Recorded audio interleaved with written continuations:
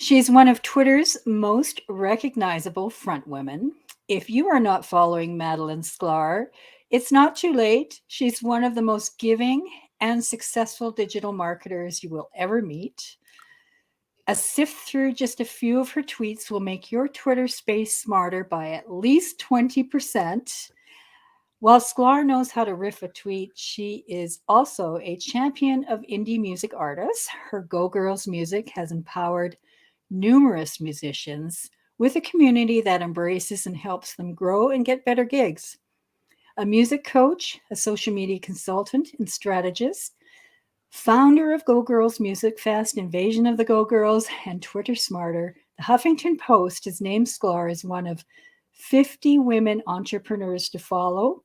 She is also ranked as the #1 social media power influencer in Houston, Texas. Welcome, Madalyn. Oh, thank you, Debbie. What a great intro. Thank you for all that. Appreciate it. Oh, awesome. So why Twitter? Why did you decide that that was the place you're going to put your focus on? Such a great question. When Twitter came out, well, when I started using it was in early 2008. It was pretty new at the time. And I love that it was 140 characters. I love just the whole brevity about it. I was blogging since 2000. Most people had not even heard the term blog yet. And I loved just doing short, small, short, to the point blogs. I was always doing short form. And when I discovered Twitter, I'm like, oh, this really complements how I like to put content out, just short to the point, no fluff. It doesn't need so much fluff. And that was just always how I was. So I just really took to it and just found it to be a great place to get my message out, but also equally important, connecting with people. And you can do it in a way on Twitter that you can't do on Facebook and LinkedIn and Instagram and all these others. For instance, being able to connect with people who are really important, or like a president or CEO of a company, or a celebrity. I mean, I was chatting on Twitter with rock stars, with big VPs, and it was amazing. That's something I just couldn't do elsewhere. So it was just such a no-brainer for me. Twitter was just my favorite place. And the thing is, I never left it.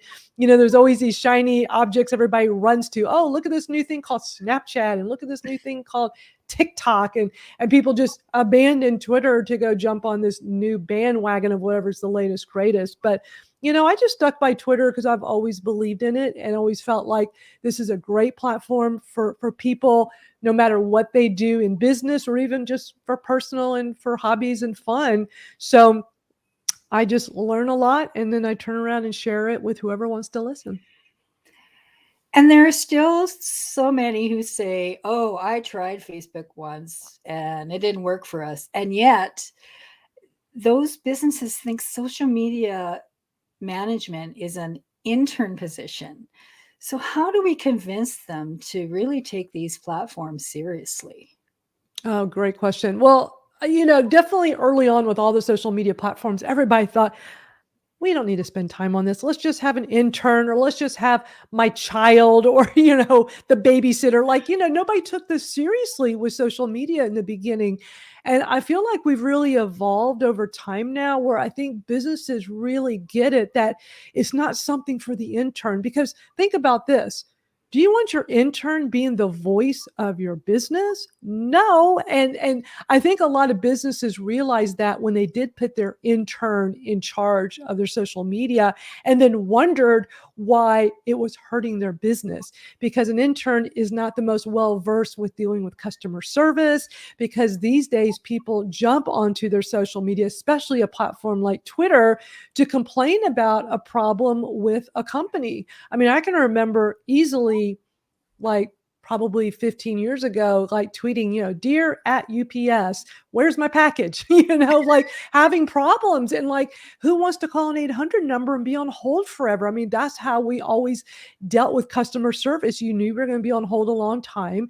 And why not just send a little short tweet describing your problem and wait for that reply? And smart businesses really saw the power of replying immediately to people tweeting their business. And so it's great that more and more companies have taken this more seriously now and see the value of having their marketing person in charge of their social media, and even building a whole team of dealing with their social media. I don't think it's really looked at as the intern's job anymore. Although there are still those who I don't know, they look at digital media space through their own eyes, not necessarily, mind you, they look at customers that way too, right? Through their own eyes. So they don't see that, you are not your customer. So they may be here even if you're not. And also, when you look at job ads for social media managers, they want university degree at the yin yang. They want you to have Adobe. They want you to be a web coder and all of this. So, how do we set them straight? They have a lot of wishful thinking, that's for sure, you know, each social media platform's different too. I mean, it's really smart to have someone who goes through some training that can go learn how to utilize them all, because they're all so different. Back in the early days of social media, what was very common would be to put out a piece of content for the business and just put it out all at once to all the platforms in the same format, not worrying about how it looks on all the different platforms, and not thinking about, well, how is this looking to the person who's reading this?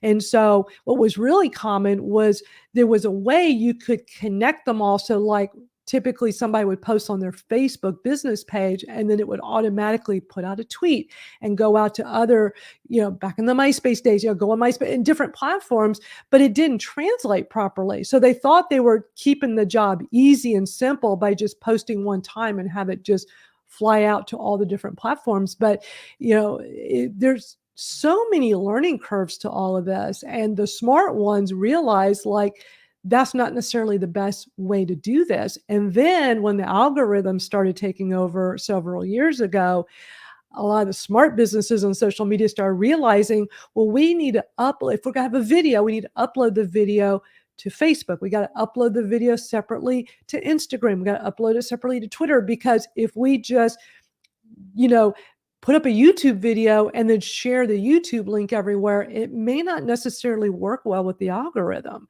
And so there's so much trial and error to this. That's why there are people like me who learn all the ins and outs with social media in this way and then share all this with people, doing webinars and classes and having rooms in Twitter spaces, talking about, different things you can do to improve on what you're already doing.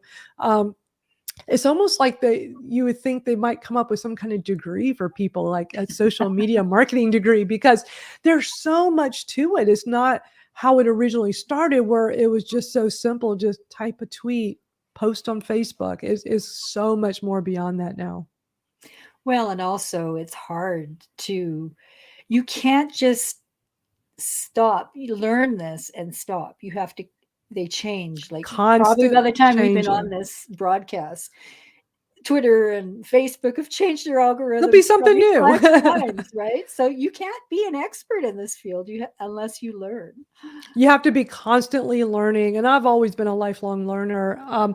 Twitter has been making so many changes over the years, but more so in this year, 2021, to the point that their mobile app updates about once or twice a week. That's how often they're making these massive changes.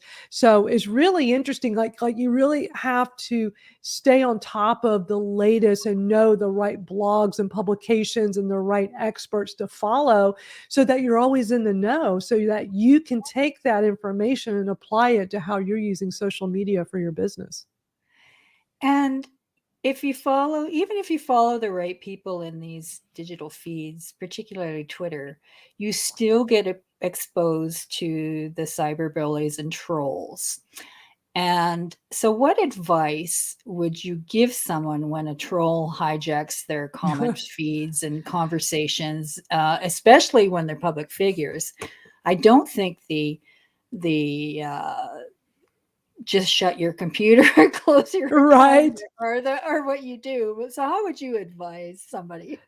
The best thing to do Because it is can to be block. overwhelming for other Right. The best people. thing to do is to block them, because you're always going to have these trolls and these people that have nothing better to do than to come and harass other people for no good reason. I've been hosting my Twitter Smarter Twitter chat for the last 6 years. And probably about 3 or 4 years ago, I had a few trolls, like these guys that had nothing better to do than to come on the chat and try to hijack it and try to just throw it into chaos and type in mean, rude things. And it's like, they want you to engage. You learn really quickly that if you try to talk to them, that they want that fuel to their fire. And so it's best to just let it go, hit the block, and move on. The only problem is when you block someone, that just means you can't see their profile and they can't see yours, but they could still get on social media and badmouth you, and then you're not aware of what they're doing.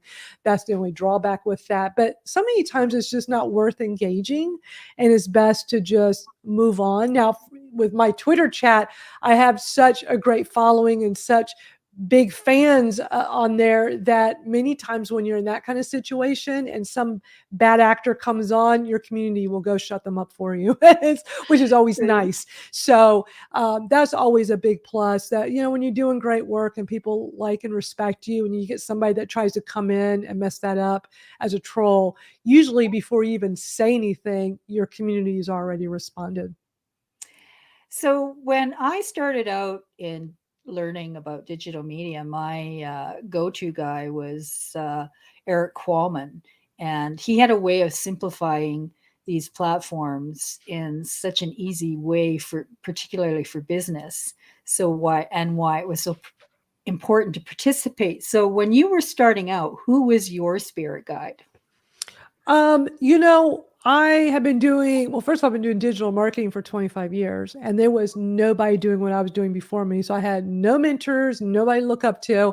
And then social media marketing, I've been doing for the last 16 years. And I was one of the very first ones who really worked to help people and teach people and ended up making a career out of it. So I didn't really have anybody to look up to because there was nobody else doing this. I was just doing it because I understood how it worked, and I kept learning as these platforms were changing. And then I would just share what I was learning with everyone.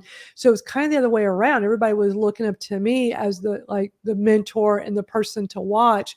But I probably, one big influencer was Gary Vaynerchuk once he came on the scene, which was pretty early on in social media, not as early as I was, but he was so immersed in the liquor business, helping his dad run his liquor company in New Jersey. But he really got into marketing and using social media, and he just became a rising star so fast. I remember when his first book came out, I was really intrigued and really loved everything he talked about of how to use social media to market your business.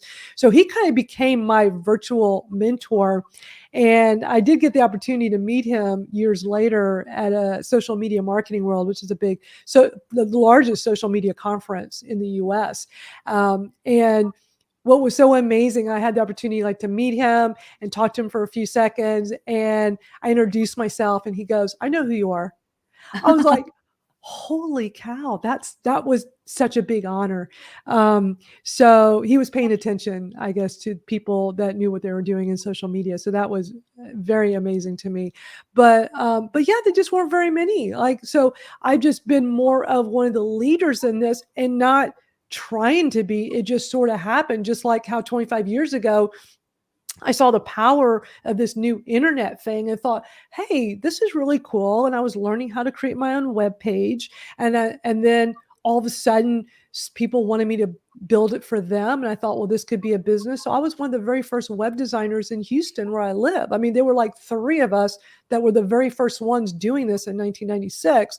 And I just wasn't trying to be the first. It just kind of worked out that way because I was just following something I was becoming passionate about. And in that process in 1996, I thought, let me start building this community for female musicians, because this internet's a great way to bring people together all around the world.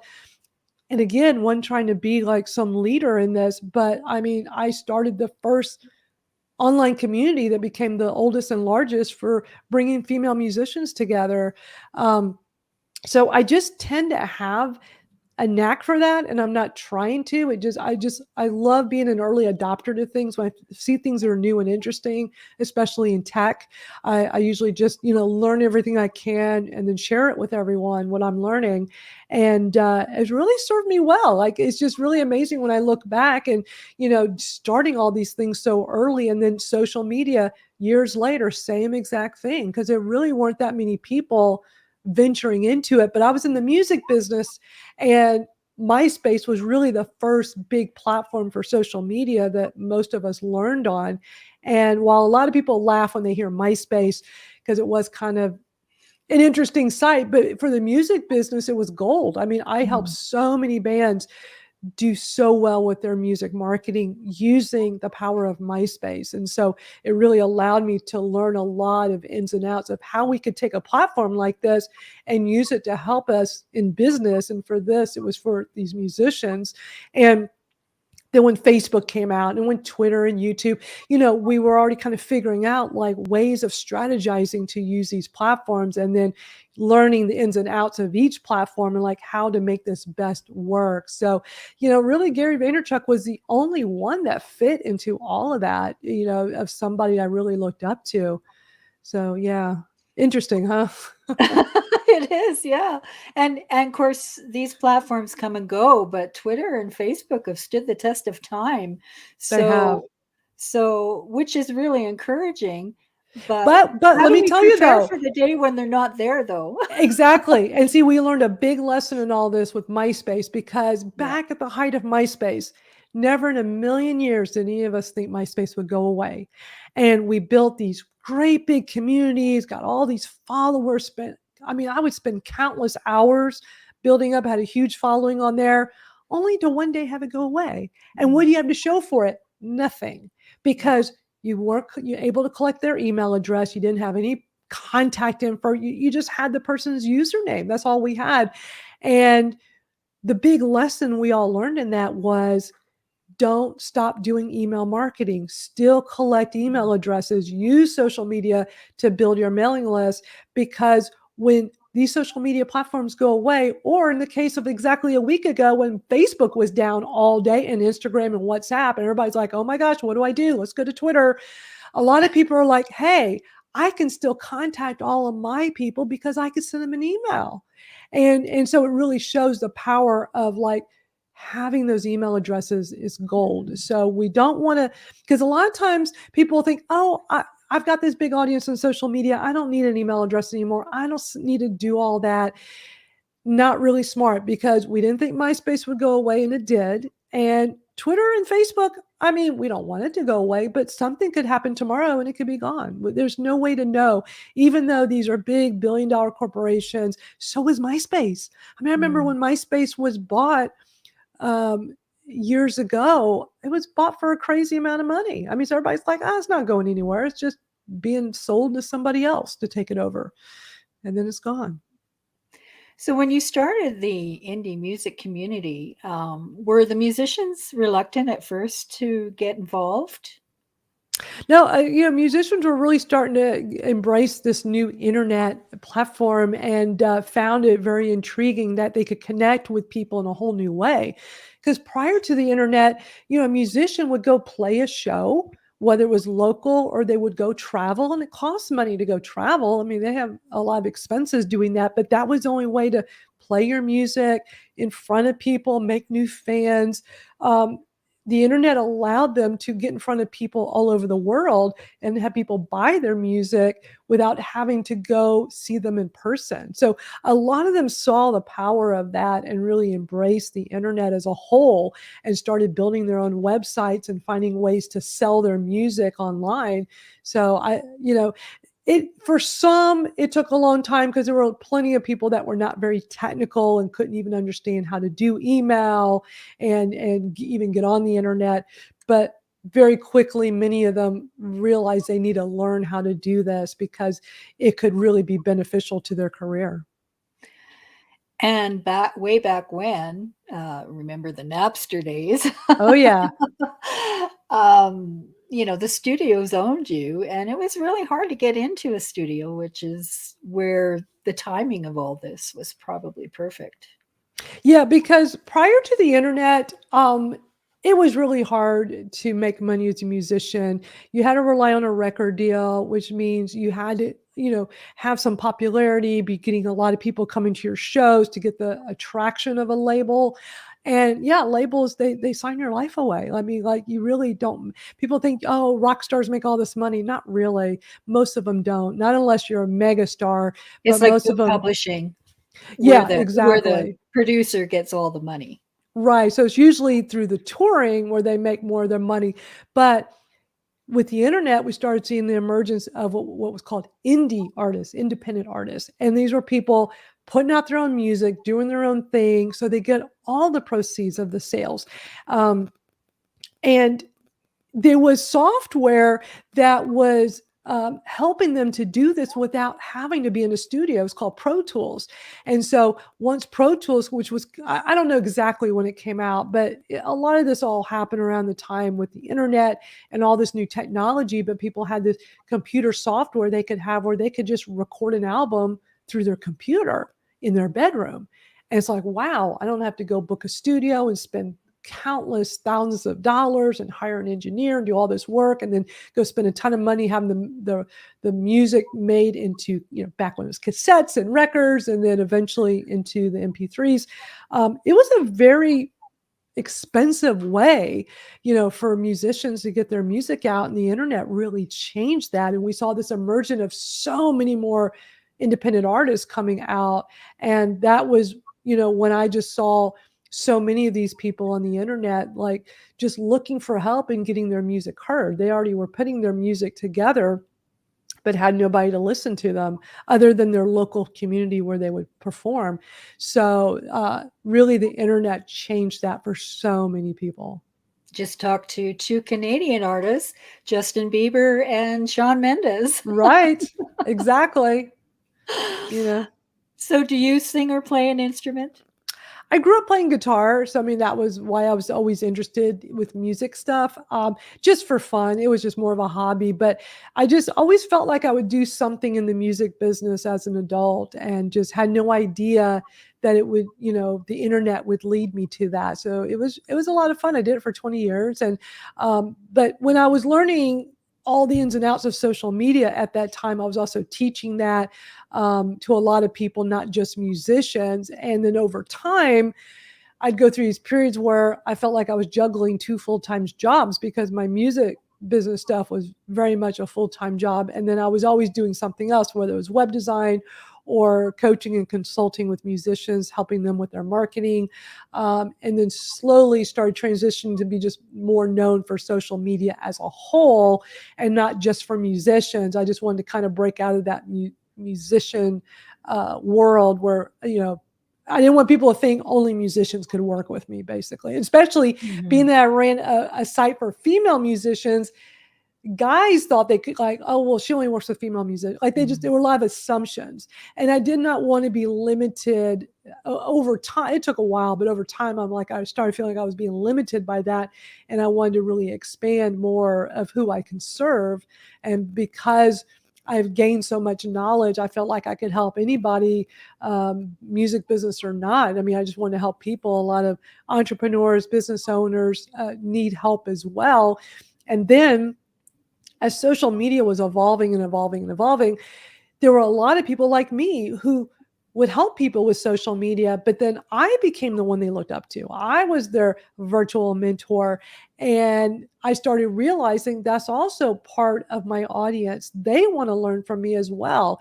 So it took me several, because, what's always important in business is to know who your audience is. And here I would teach that all the time, especially musicians, know who your fans are. And then I was doing more business stuff, know who your audience is. And then me thinking, well, I know my audience is like business owners, entrepreneurs, and not really thinking a lot of it was also these social media marketers that were just below the level. They wanted to get to the level I was at, basically. They wanted to, be doing this as a full-time job. They wanted to be speaking at conferences around the country. They wanted to be doing more and more and more. So I really started focusing on teaching online classes to help these social media marketers, to get better and keep learning. So, what Because now that this is all mainstream, what is the most unusual thing about your life? Um, I don't know. That's an interesting question. I don't know. I mean, it's also normal for me, like, being on my phone all the time, checking emails and checking social media. And I Do you know have for a any lot of people, it's downtime at all? not. Yeah, I do. I mean, I definitely make time to have a Yeah. little bit of a personal life, but I love the internet. I love helping people. I mean, all this work I do is driven by wanting to help people. So I'm definitely a type A personality. So I like going 100 miles an hour and doing all this at, full steam ahead. So yeah, it's very consuming, but it's because I like that and I want to help. Yeah, it is hard to kind of turn off the phone even when you're on your downtime. But it's important, isn't it? It's you kind of Yeah, need to it's refresh. Yeah, yeah, and I definitely find, other outlets for that for sure. And just taking a break in the middle of the day and walking my dog outside, that's Yeah. always a nice way to recharge. So, what advice would you give to somebody who has never been on a platform and is just setting up their Twitter account now? Wow. It's like, "Come on, we're waiting for you. You're a little behind." Um, no, I would tell them to just learn, sign up and then just start learning as much as you can because it is such a powerful platform.